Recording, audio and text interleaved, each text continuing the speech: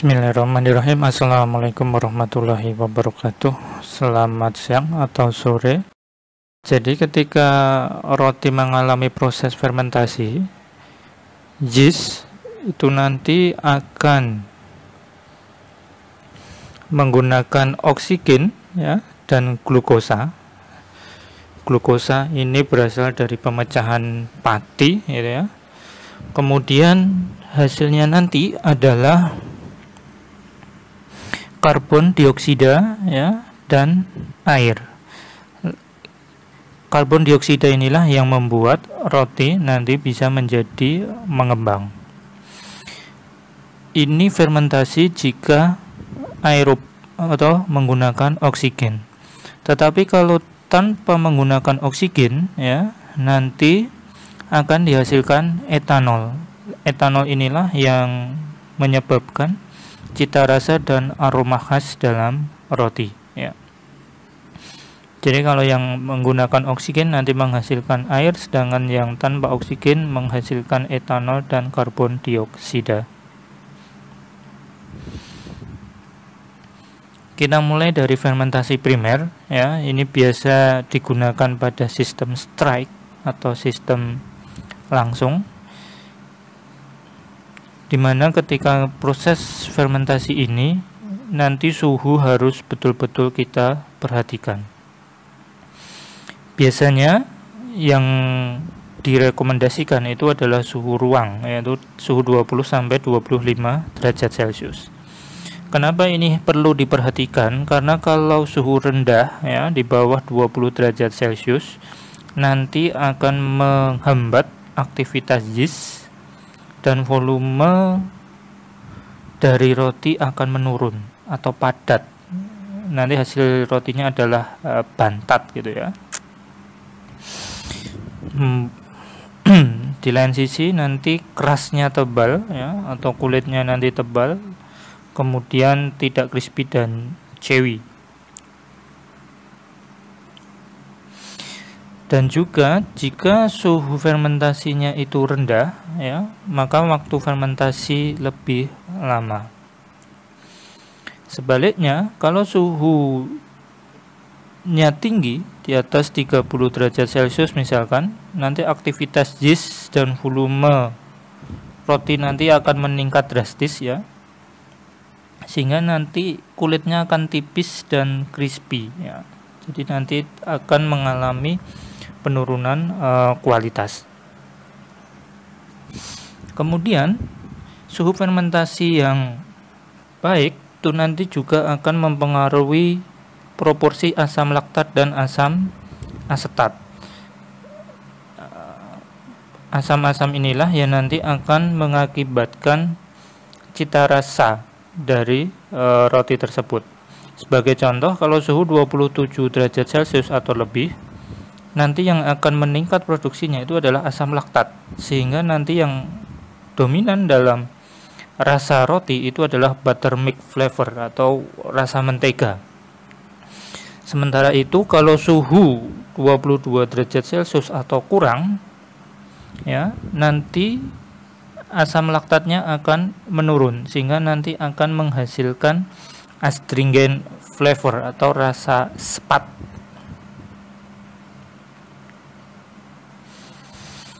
Kemudian ketika proses fermentasi primer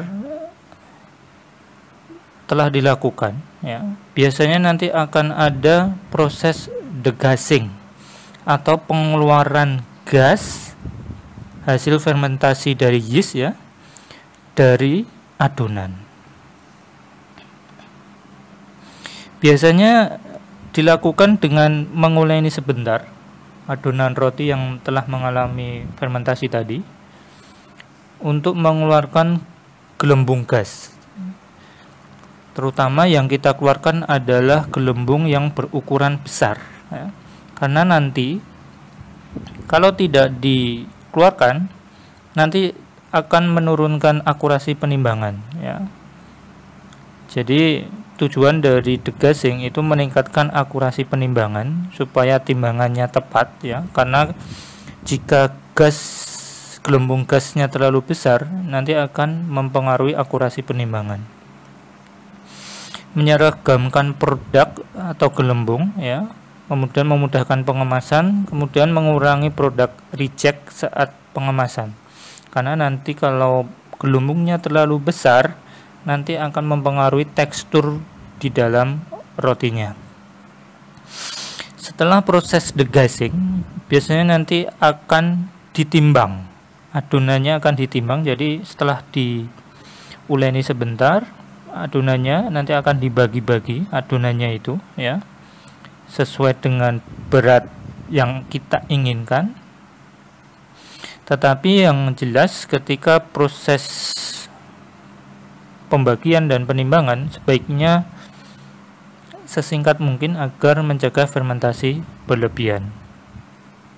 Kemudian hindari pemakaian tepung tabur ya, terlalu banyak, supaya nanti tidak terlihat dalam produk roti yang kita hasilkan. Kemudian ketika untuk membagi adonan biasanya menggunakan manual ya, tapi kalau manual itu kan kadang kalau tidak ekspor itu berat yang kita inginkan itu mungkin tidak terlalu tepat gitu ya. Maka dari itu dibantu dengan menggunakan alat yang namanya divider. Biasanya ini digunakan untuk membagi adonan yang sama besar menjadi 36 buah, kurang lebih satu buahnya 10-100 gram, nanti bisa di set. Kemudian ada dua tipe ya, divider manual. Jadi semacam ini kita sebut sebagai divider manual. Jadi dia hanya membagi ukuran sama besar. Kemudian ada lagi divider rounder yang sebelah ini ya. Jadi dia membagi dan juga membulatkan. Jadi kalau ini tidak hanya membagi saja tanpa membulatkan adonan. Kemudian kalau yang ini membagi dan juga membulatkan adonan. Jadi adonannya menjadi bulat. Kemudian ada juga jenis roti yang menggunakan molder atau adonannya dibentuk lembaran ya. Jadi dia fungsinya untuk menggulung adonan. Jadi adonannya bisa diatur beratnya ya 300 sampai 1000 gram. Setelah kita bagi adonannya kemudian kita timbang ya, nanti akan kita bentuk adonan tersebut sesuai yang akan kita harapkan ya. Misalnya kita ingin membuat budget, kemudian focaccia dan lain sebagainya, nanti kita sesuaikan dengan bentuk yang kita inginkan. Kemudian setelah kita bentuk, biasanya di permukaan itu kita hias ya. Kita sebut prosesnya sebagai scoring atau slashing ya. Bisa semacam ini ya, bisa semacam ini kayak plus ini, kemudian dan lain sebagainya. Nanti hasil yang didapat setelah packing nanti semacam ini ya, tampak lebih indah. Baik. Kemudian setelah kita shaping ya, biasanya ada namanya intermediate proof. Jadi periode waktu antara di mana adonan dibiarkan saja setelah pre-shaping. Bisa sekitar 15-60 menit ya, tergantung pada jenisnya. Semakin lama volume semakin mengembang, tetapi jangan terlalu lama ya. Kemudian selama waktu intermediate proof ini ya, ragi akan melanjutkan aktivitasnya memproduksi CO2. Adonan menjadi lebih mengembang, aroma lebih baik dan lebih mudah dibentuk. Kemudian sebelum kita packing ada yang namanya final fermentation ya, atau kita sering menyebut secondary fermentation. Ini digunakan untuk menghasilkan pengembangan adonan agar optimum dengan membiarkan adonan yang telah terbentuk untuk mengembang yang nantinya akan menghasilkan produk dengan volume dan bentuk yang diharapkan setelah pemanggangan. Periodenya setelah shaping dan sebelum baking ya, 15-12 jam, suhunya 20-29 derajat Celcius. Alatnya kita sebut sebagai proofing cabinet atau proofer. Jika nanti proofingnya optimal ya, kalian bisa melihat nanti bentuk gelembungnya akan merata ya, yang kecil-kecil, yang besar-besar. Berbeda dengan jika terjadi overproofing. Kalian bisa melihat di sini banyak gelembung yang sangat besar dan tidak beraturan dan membentuk tunnel-tunnel semacam ini ya, atau terowongan, sehingga nanti akan mempengaruhi kualitas dari tekstur daging roti. Ini sebagai contoh underproofing ya, sehingga nanti akan mengakibatkan penurunan kualitas dari roti. Baik, ketika fermentasi biasanya nanti roti yang kita hasilkan nanti akan kehilangan berat, seperti yang pernah saya sampaikan, kerugian dari salah satu sistem adonan. Kenapa bisa kehilangan berat karena fermentasi? Ya karena perubahan dari pati gula karbon dioksida ya. Intinya adalah aktivitas yeast dan juga penguapan air. Kemudian apa saja yang mempengaruhi kehilangan berat? Resep atau formula, kemudian temperatur adonan, waktu fermentasi, dan keadaan sekitar temperatur dan kelembapan. Baik. Proses terakhir dari pembentukan roti itu adalah pemanggangan atau baking. Di sini kalian bisa melihat tabel dari proses pemanggangan atau baking. Kita lihat dari bawah ke atas ya. Jadi ketika suhu 25 derajat Celcius ya, atau 26 derajat Celcius itu suhu ideal untuk adonan dan ragi ya. Kemudian nanti sekitar 38 suhu fermentasi ideal. Kemudian ketika dipanggang ya, suhu mulai naik semakin tinggi mendekati suhu 50 sampai 55 di sini ya. Ragi akan mati karena suhunya sudah semakin tinggi ya. Kemudian suhu 60, enzim beta amilase non aktif ya, karena nanti kalau tidak aktif dia nanti akan memotong pati gitu ya, akan mendegradasi pati. Kemudian suhu 65, gluten mulai koagulasi. Kemudian 75, penghilangan aktivitas alfa amilase. Suhu 76, titik didih alkohol ya. Jadi ketika suhu 76 ini alkohol mulai menguap, sehingga nanti kita sudah mulai mencium aroma roti yang kita panggang ya. Dan suhu 90, pati atau komponen karbohidrat akan mengalami proses gelatinisasi sempurna. Jadi dari adonan yang berupa tepung tadi nanti akan menjadi tergelatinisasi dan matang gitu ya. Dan suhu 100, titik didih air ya. Jadi kalian bisa melihat nanti di oven semakin lama kita memanggang, di dinding-dinding kacanya itu mulai ada uap air. Itu artinya titik didih air dan saat air mulai menguap. Dan suhu 100 sampai 130 itu pembentukan dextrin tipis. Jadi mulai ada kulit tipis di permukaan roti ya. Kemudian suhu 130, pembentukan dextrin gelap dan karamelisasi. Jadi kalian bisa melihat roti yang dipanggang dengan sempurna nanti kulitnya akan berubah menjadi gelap dan kecoklatan. Tetapi ketika suhu nanti terlalu tinggi ya, nanti akan terbentuk arang. Jadi kulitnya akan menjadi gosong. Jadi ketika proses pemanggangan nanti ada expansion ya. Jadi ini semacam roti tawar ya. Ini adonannya tadi misalkan bentuknya kotak karena di dalam cetakan yang berbentuk kotak gitu ya.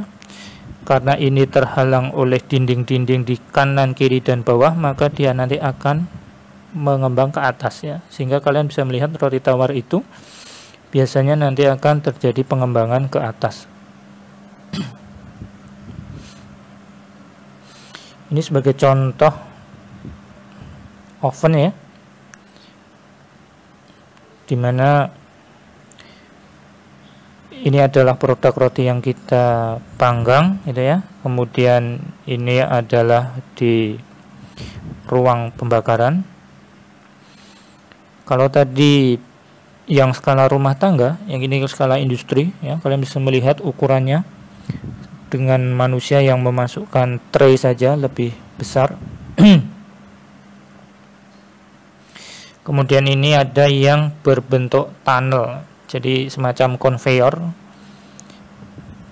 Udara panas dihembuskan berlawanan dengan produk. Kemudian ketika kita membakar, ya, pasti juga akan terjadi kehilangan berat. Karena apa? Karena ada penguapan air, tadi sudah saya singgung, dan beberapa zat yang mudah menguap, misalnya alkohol, di mana cita rasa dan aroma roti itu berasal.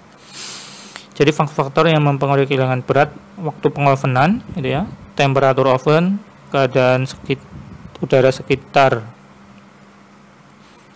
temperatur kelembaban, gitu ya, si oven, waktu pendinginan, bentuk adonan, dan ukuran adonan. Inilah faktor yang akan mempengaruhi banyaknya kehilangan berat karena pembakaran. Ini adalah tabel rangkuman biasanya penyimpangan kualitas roti dan juga kemungkinan penyebabnya. Sebagai contoh, jika, ya, permukaannya itu merekah, ya, penyebabnya antara lain karena overmixing, ya.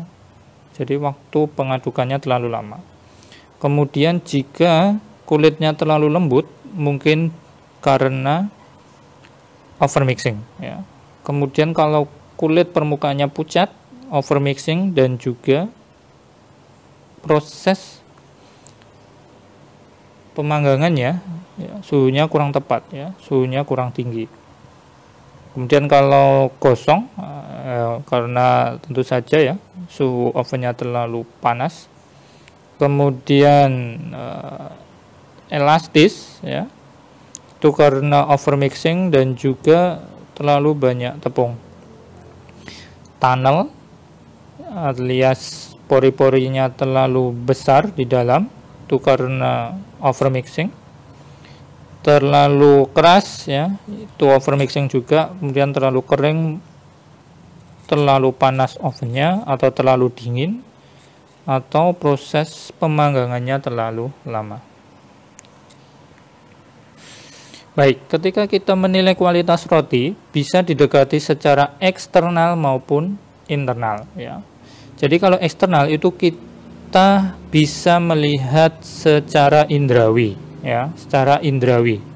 Sebagai contoh, bentuknya bagaimana, ya, seimbang atau tidak, kebersihan kulit, adakah noda-noda ataupun kotoran di kulitnya, warna kulit, ya, yang bagus adalah coklat keemasan, gitu ya. Pemanggangan kulit yang rata bisa dilihat ketika kita lihat kulit yang telah dipanggang itu warnanya merata atau tidak, itu. Kemudian perbandingan volume dengan berat. Biasanya kalau perbandingan volume dengan berat ini kita sebut sebagai specific volume, ya, specific volume. Apa itu specific volume? Perbandingan volume roti dengan berat roti. Jadi ini menjadi parameter utama, ya, ketika kita ingin mengevaluasi bagaimana kualitas roti yang kita hasilkan, ya. Terutama kalau kita ingin nanti membuat skripsi terkait dengan substitusi tepung A atau tepung B terhadap tepung terigu, ya. Biasanya nanti ini akan menjadi parameter utama, ya. Apakah roti yang dihasilkan nanti mendekati kualitas dengan 100% terigu atau tidak, gitu, ya. Satuannya adalah mililiter per gram, maka dari itu rumusnya adalah SV sama dengan volume per berat, ya. Berat itu bisa digunakan dengan menggunakan timbangan sehingga nanti kita ketemu beratnya. Ya, menjadi pertanyaan adalah volumenya. Bagaimana kita menghitung volume roti? Bisa kalian bayangkan, misalkan roti itu berbentuk kubus ya, dengan tanpa ada permukaannya betul-betul rata, mungkin bisa kita hitung dengan rumus kubus gitu ya. Tetapi karena volume roti ya itu tidak rata permukaannya, ada tonjolan-tonjolan ataupun ada yang lebih tinggi, ada lebih turun, sehingga kita menggunakan biasanya ini rapeseed replacement method. Rapeseed itu kita sering mengenal dengan biji canola ya. Ya mungkin kalau di Indonesia sulit mendapatkannya, bisa kita ganti dengan wijen, biji wijen ya. Intinya adalah kita siapkan kotak ya, dimana kotak itu sudah diketahui volumenya. Kemudian kita masukkan biji wijen kita ke dalam kotak tersebut ya. Sehingga nanti kita gunakan rumus Rho sama dengan M per V, sehingga nanti bisa kita ketahui berat jenis dari wijen tersebut. Ya, sehingga nanti kita bisa mengetahui ya volume dari roti yang akan kita ukur. Kemudian kalau sudah kita ketahui berat jenisnya, ya, kemudian kita masukkan roti tersebut ke dalam tempat yang sudah kita sediakan tadi ya. Sebelumnya tadi ya biji wijen tadi kita masukkan ke dalam kotak yang sudah kita sediakan sampai penuh ya, sampai penuh, sehingga nanti bisa kita ketahui berapa Rho atau massa jenis dari biji wijen tersebut, sehingga nanti bisa kita ketahui ya berapa volume dari roti yang akan kita ukur. Kemudian roti yang kita ukur kita masukkan ke dalam tempat tersebut, kemudian kita masukkan biji wijen sehingga nanti menutupi seluruh roti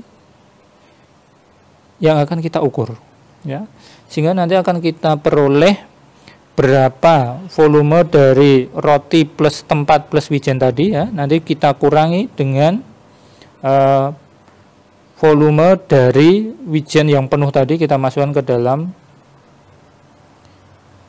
wadah ya, sehingga nanti kita bisa ketahui secara valid ya berapa volume dari roti, sehingga volume dari roti itu nanti bisa kita hitung dengan menggunakan specific volume. Bisa bayangkan ya apa yang saya sampaikan dalam rapeseed replacement method. Baik, kalau rapeseed replacement method itu tadi adalah contoh mudah dalam penghitungannya itu ya. Tetapi kalau betul-betul kita ingin lebih valid ya, terutama digunakan untuk industri besar ya, bisa menggunakan semacam ini, volume scan ya. Jadi roti yang akan kita ukur volumenya kita masukkan ke dalam alat ini, kemudian nanti dia akan men-scan secara 3 dimensi ya, nanti dihubungkan dengan komputer, sehingga nanti akan ketemu ya berapa volume dari roti yang akan kita ukur ya.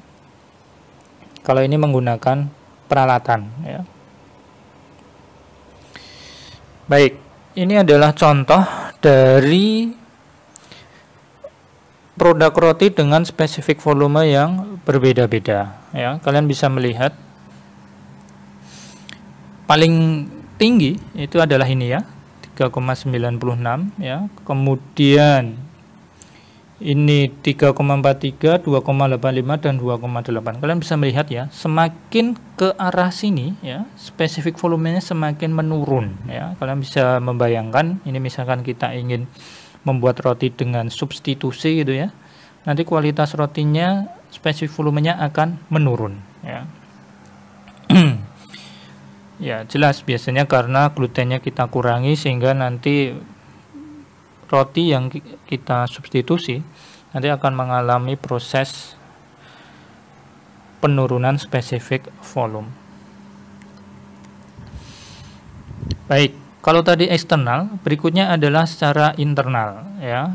Internal ini sebagai contoh ya, tekstur, ya, kemudian warna, kemudian aroma, cita rasa, elastisitas, dan kejernihan irisan roti.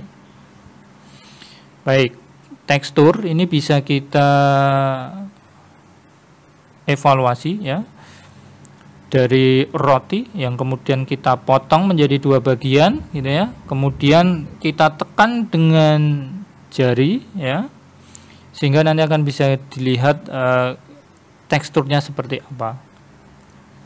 Kalau ini menggunakan mesin, kita namakan universal testing mesin ya. Jadi di alat ini namanya probe ya, ini probe. Jadi probe ini ya, yang ujungnya ini bisa kita ganti-ganti sesuai dengan produk yang akan kita uji.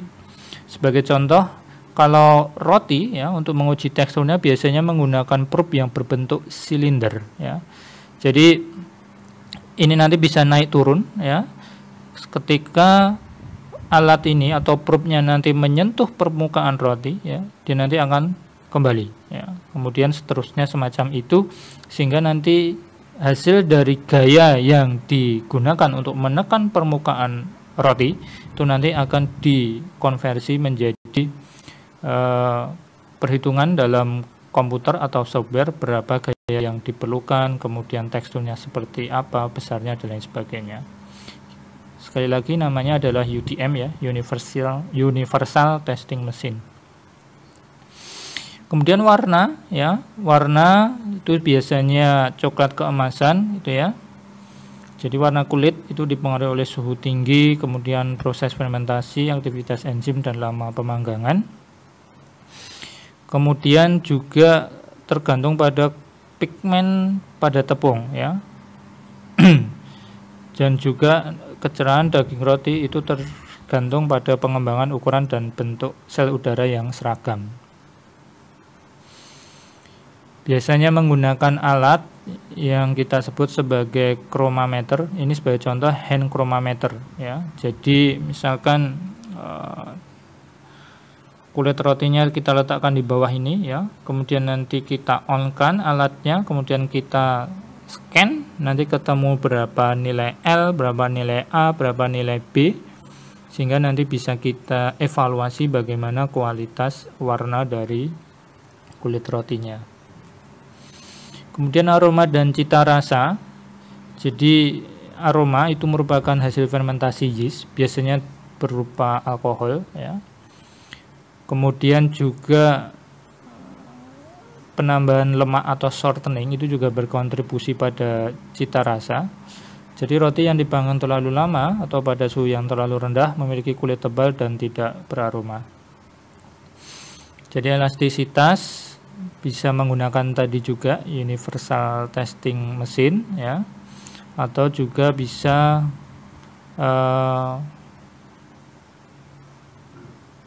ditekan dengan jari kita. Kemudian clarity of the slice, ini intinya adalah roti yang kita iris tipis ya, diarahkan ke cahaya, nanti akan tampak jernih. Jika ada gumpalan ataupun penampakannya tidak seragam, maka kualitas rotinya tidak terlalu bagus ya. Tetapi memang biasanya nanti kalau kita arahkan ke cahaya di bagian